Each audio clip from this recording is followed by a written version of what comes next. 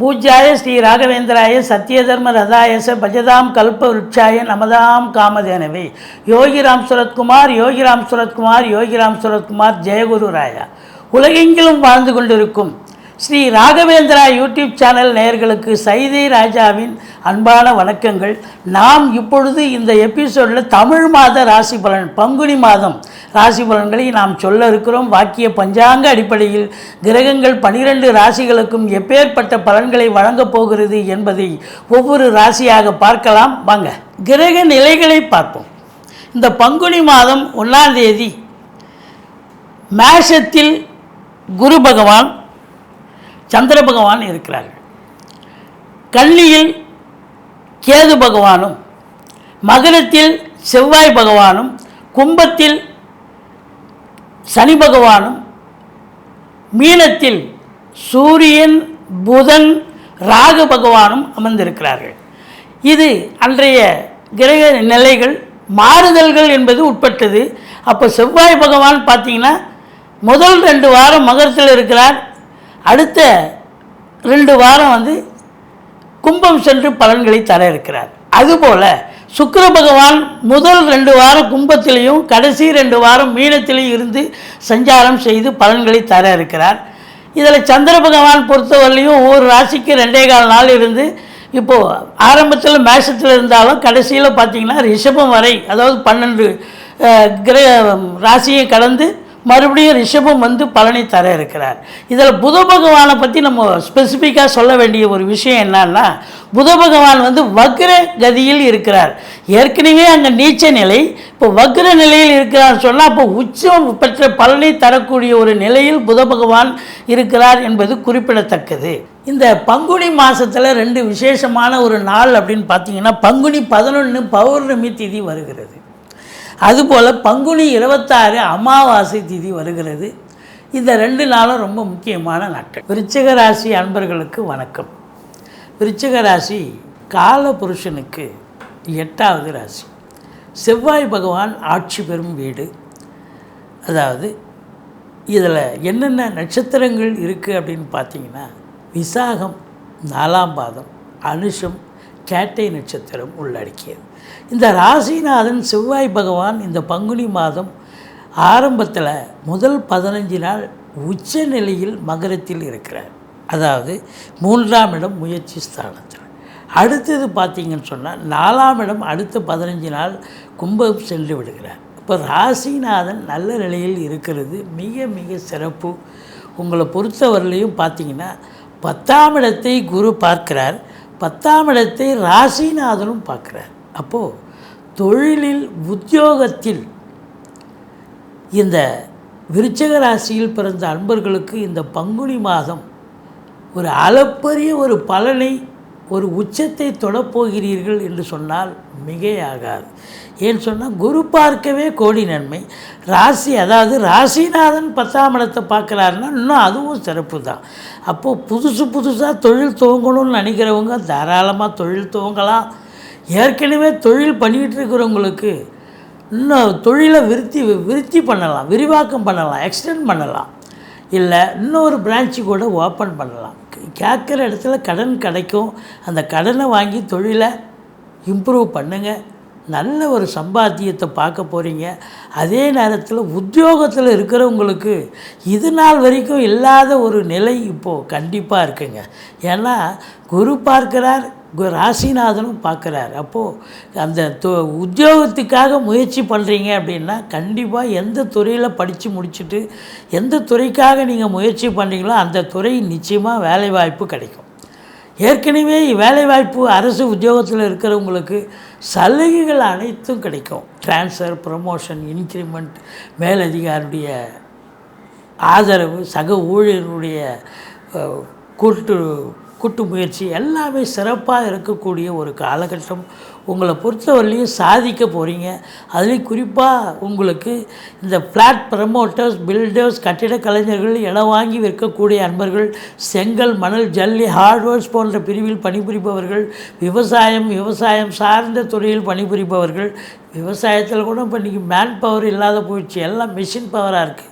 அப்போ அதையும் இயக்கக்கூடியவர்களுக்கு ஒரு அற்புதமான காலகட்டம் அப்படின்னு சொல்லலாம். அதுலேயும் குறிப்பாக பார்த்தீங்கன்னு சொன்னால் இந்த 2ஆம் இடத்தை குரு பார்க்குறதால இந்த ராசியில் பிறந்த அன்பர்களுக்கு, இந்த விருச்சிக ராசியில் பிறந்த அன்பர்களுக்கு வாக்கினை தொழிலாக கொண்டு செயல்படுவார்கள் இல்லையா? வழக்கறிஞர்கள், ஆசிரியர்கள், பேராசிரியர்கள், இலக்கியவாதிகள், சொற்பொழிவாளர்கள், மற்றபடி ஜோதிட அறிஞர்கள், இவங்க எல்லோருக்குமே இந்த மாதம் ஒரு பெரிய உச்சநிலையை அடைவீர்கள். ஒரு அற்புதமான, அதாவது உங்களுடைய ஒரு சொல் வெல்லும்னு சொல்கிற மாதிரி உங்களுக்கு நீங்கள் எப்படி இருந்தனா இப்படி ஆயிட்டுன்ற அளவுக்கு நீங்கள் பெரிய லெவலில் ரீச் ஆக முடியும் அப்படின்ற ஒரு நிலை நிச்சயமாக இருக்குது. இந்த விருச்சிக ராசியில் பிறந்தவர்களுக்கு ஒரு யோகமான ஒரு மாதம் என்றே சொல்லலாம். தொழில் ரீதியாக, உத்தியோக ரீதியாக நீங்கள் எதிர்பார்த்ததை விட மிக மிக சந்தோஷமாக இருக்கப் போகிறீர்கள், சாதிக்கப் போகிறீர்கள், செயல்பட போகிறீர்கள். குடும்பத்தில் சுப நிகழ்ச்சிகள் நடத்துவார்கள். வெளியார் சுப நிகழ்ச்சிகளுக்கு சென்றுவிட்டு வர முடியும். அதே நேரத்தில் 7ஆம் இடத்து அதிபதி சுக்கிரன் 4ஆம் இடம் 5ஆம் இடத்தில் உச்ச நிலையிலும் இருக்கிறதால ஒரு சிலர் காதல் வயப்படக்கூடிய ஒரு அமைப்பு இருந்தாலும் அது லவ் கம் அரேஞ்ச் மேரேஜாக மாற்றுவதற்கான ஒரு முயற்சியில் ஈடுபடுவீர்கள். அது சக்ஸஸ் ஆகும். அதாவது கணவன் மனைவி ஒற்றுமை, சந்தோஷம், குதூகலம் நிச்சயமாக இருக்கும். பணம் பல வகையில் பையை நிரப்பும். ஃபைனான்ஸையே தொழிலாக செய்யக்கூடியவர்களுக்கு ரொம்ப சிறப்பான ஒரு காலகட்டம். கொடுக்கல் வாங்கல் ரொம்ப அற்புதமாக செய்யலாம். குடும்பத்தில் நண்பர்கள், உறவினர்கள் வருகையால் வீடே கலகட்டம், சந்தோஷமாக இருக்கக்கூடிய ஒரு அமைப்பு. இளைய சகோதரர்களால் ஆதரவு உண்டு. எடுக்கின்ற எந்த முயற்சியாக இருந்தாலும் அது பெரிய வெற்றியை தேடித்தரும். அது தொழில் ரீதியாக இருந்தாலும் சரி, உத்தியோக ரீதியாக இருந்தாலும் சரி. இந்த விருச்சிக ராசியில் பிறந்தவர்கள் வீடு கட்டணும், மனை வாங்கணும், தோட்டம் வாங்கணும், ஃப்ளாட் வாங்கணும், எந்த ஒரு முனைப்போடு இருக்கிறீர்களோ, எந்த அபிலாஷை இருக்கிறதோ அந்த அபிலாஷை நிறைவேறும். ஒரு சிலர் 2 வீலரை விற்றுட்டு 4 வீலர் வாங்கணும், இல்லை 4 வீலரே புதுசாக வாங்கணும்னு நினைக்கிறவங்களும் தாராளமாக வாங்கலாம். அற்புதமான ஒரு மாதம், சாதிக்கக்கூடிய ஒரு மாதம். ஆனால் ஒரே ஒரு மைனஸ் என்ன அப்படின்னாக்கா, இந்த 4ஆம் இடத்துல சனி பகவான் இருக்கிறார். அர்த்தாஷ்டம சனின்னு சொல்லக்கூடிய ஒரு அமைப்பு. சங்கடம் தீர்க்கும் சனி பகவானை மங்களம் பொங்க மனம் வைத்தருள்வாய், சச்சரவின்றி சனீஸ்வர தேவை இச்சகம் வாழ்க இன்னருள் தாத்தா. இந்த சுலோகத்தை சொல்லுங்கள். சனிக்கிழமை தோறும் எள்ளெண்ணெய் தீபம் விட்டு வாருங்கள். தலைக்கு வருது, தலைப்பாயிட போகும். ஏன்னா ஒரு 50 வயசுக்கு மேலே இருக்கிறவங்களுக்கு தேக ஆரோக்கியம் குறைவு ஏற்படும். ஒரு நேரம் இருக்கிற உடம்பு ஒரு நேரம் ஒத்துழைக்காது. அதனால் ஓரளவுக்கு நீங்கள் இந்த தேக பயிற்சி அல்லது நீங்கள் இந்த டயட் கண்ட்ரோல் இதெல்லாம் சரியாக இருந்து நீங்கள் ஒரு 50-60 வயசுக்கு மேலே இருக்கிறவங்க இருந்தீங்கன்னு சொன்னால் ஓரளவுக்கு அது நீங்கள் சரியாக இதில் தொழில் ரீதியாக, உத்தியோக ரீதியாக எந்த ஒரு சலனம் இல்லாமல் சிறப்பாக செயலாற்ற முடியும் அப்படின்னு சொல்கிறோம். மற்றபடி 5ஆம் இடத்துல சுக்கிரன் உச்சநிலையில் இருக்கார், ராகு பகவானும் இருக்கார், சூரிய பகவானும் இருக்காருங்க. உங்களை பொறுத்தவரையிலையும் பார்த்தீங்கன்னா ராகுவோடு எந்த ஒரு கிரகம் சேர்ந்தாலும் ராகுக்கு தான் அங்கே மவுஸ் அதிகம். அதனால் இருந்தாலும் உங்கள் பிள்ளைகளுக்கு இடர்பாடுகள் வரும், பிள்ளைகளுக்கு ஏதாவது பிரச்சனைகள் வரும், பூர்வீக சொத்தில் ஏதாவது தொந்தரவுகள் இருக்கும். அதனால் கொஞ்சம் குலதெய்வ வழிபாடு பண்ணுங்கள். குலதெய்வ வழிபாடு உங்களை கண்டிப்பாக காக்கக்கூடிய ஒரு நிலை இருக்கிறது. 6இல் குரு ஊரில் பகைன்னு சொல்லுவாங்க. இருந்த போதிலும் எதிரிகள் ஓடி ஒளிவார்கள். கடல் சுமை படிப்படியாக குறையும். கோர்ட்டில் கேஸ் இதாக இருந்தால் சாதகமாக தீர்ப்பு வரும். மற்றபடி சொந்த தொழில் செய்யக்கூடிய அன்பர்களுக்கு நம்பிக்கைக்கு பாத்திரமான பணியாளர்கள் கிடைப்பார்கள். மற்றபடி 7ஆம் இடத்து அதிபதி சுக்கிரன் 5ஆம் இடத்தில் இருப்பதால் கலைத்துறையில் இருக்கும் அன்பர்களுக்கு ஒரு பொக்கிஷமான ஒரு மாதம் என்று சொல்லலாம்.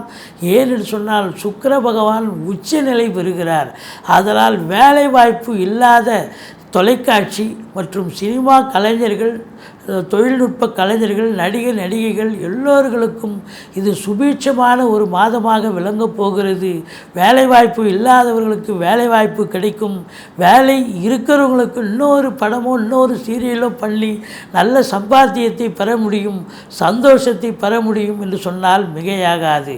இருந்த போதிலும் நீங்கள் காவல்துறை, தீயணைப்புத்துறை, மருத்துவத்துறை, இராணுவத்துறை, ஐஏஎஸ், ஐபிஎஸ், ஐஎஃப்எஸ் அதற்கு நிகரான பணியில் இருக்கும் அன்பர்கள், விவசாயம் சார்ந்த துறையில் இருப்பவர்கள், ஃப்ளாட் ப்ரமோட்டர்ஸ், பில்டர்ஸ், கட்டிடக் கலைஞர்கள், இடம் வாங்கி விற்கக்கூடிய அன்பர்கள், இவங்க எல்லோருக்கும் ஒரு சிறப்பான ஒரு காலகட்டம். இந்த மிஷினரி, அதாவது சின்ன லேத் ஃபேக்ட்ரிலேருந்து பெரிய கம்பெனி வரைக்கும் இரும்பு இல்லாத உபகரணம் இல்லை. அப்போது இதை பொறுத்தவரையிலையும் 4ஆம் இடத்துல சனி பகவான் இருந்தாலும் உங்களை பொறுத்தவரையிலையும் அது உங்களுக்கு 10ஆம் இடத்தை பார்ப்பதால் அந்த இரும்பு சார்ந்த தொழிற்சாலைகள் இவங்களுக்கெல்லாம் ஒரு வேலைவாய்ப்பு இல்லாதவர்களுக்கு வேலைவாய்ப்பு கிடைக்கும். வேலைவாய்ப்பு இருக்கிறவங்களுக்கு நல்ல ஒரு சலுகைகள் கிடைக்கும். அதே தொழிலாளர்கள் சந்தோஷமாக வேலை பார்க்கக்கூடிய ஒரு அமைப்பு நிச்சயமாக இருக்குது. அதுலேயும் பெட்ரோலியம் ப்ராடக்ட், நிலக்கரி சுரங்கம் இது போன்ற ஒரு அமைப்பில் ஈடுபாடு உள்ளவர்களுக்கும் சிறப்பான ஒரு மாதமாகத்தான் இது விளங்கப் போகிறது என்று சொன்னால் மிகையாகாது. உங்களை பொறுத்தவரையிலையும் 10ஆம் இடத்தை குரு பார்ப்பது தொழிலில் மேன்மை, உத்தியோக மேன்மை கண்டிப்பாக இருக்குது. 11ஆம் இடத்தில் கேது இருக்கலாம், சூப்பர். இருந்தாலும் மூத்த சகோதரத்துக்கும் உங்களுக்கும் கருத்து வேறுபாடு ஏற்படும். இருந்த போதிலும் எண்ணிய செயல் ஈடேறப் போகிறது, தொட்டதெல்லாம் தொடங்கப் போகிறது. உங்கள் நீண்ட நாள் எண்ணங்கள், அபிலாஷைகள் நிறைவேறப் போகிறது. ஏன்னா 11ல் ஒரு பாவ கிரகங்கள் இருக்க கொடுத்து வைக்கணும்னு சொல்லியிருக்காங்க. அதனால் கேது பகவான் நல்லதையே செய்வார். 12ஆம் இடத்தை குரு பார்ப்பது என்பது சுப செலவுகள் ஏற்படும். இருந்தாலும் உங்களுக்கு சுப செலவுகள், வீடு வாங்க, மனம் வாங்க, பிள்ளைகளை படிக்க வைக்க, குடும்பத்தில் சுப நிகழ்ச்சிகள் நடத்த, இப்படி எல்லாமே சுப செலவுகள் தான். அசுப செலவுக்கு இங்கே இடம் கிடையாதுங்க. சுப செலவு தான் கண்டிப்பாக இருக்கும். இந்த விருச்சிக ராசி பார்த்திங்கன்னு சொன்னால் 4, 5, 6 பங்குனி 4ஆம் தேதி, 5ஆம் தேதி, 6ஆம் தேதி உங்களுக்கு சந்திராஷ்டம நாட்களாக வருவதால் எச்சரிக்கையோடு இருங்கள். மற்றபடி இந்த விருச்சிக ராசியில் பிறந்த அன்பர்கள் சாதிக்கக்கூடிய ஒரு மாதம், வெற்றி வாய்ப்பை பெறக்கூடிய ஒரு மாதம். தொழில் ரீதியாக, உத்தியோக ரீதியாக வாக்கு சாதுரியம் உடையவர்கள், வெளிநாடு போக விரும்பும் அன்பர்கள், கலைத்துறையில் இருப்பவர்கள் அனைவர்களுக்கும் ஒரு பொக்கிஷமான ஒரு மாதமாக விளங்கப் போகிறது என்று சொன்னால் மிகையாகாது. நன்றி. வாழ்க வளமுடன்.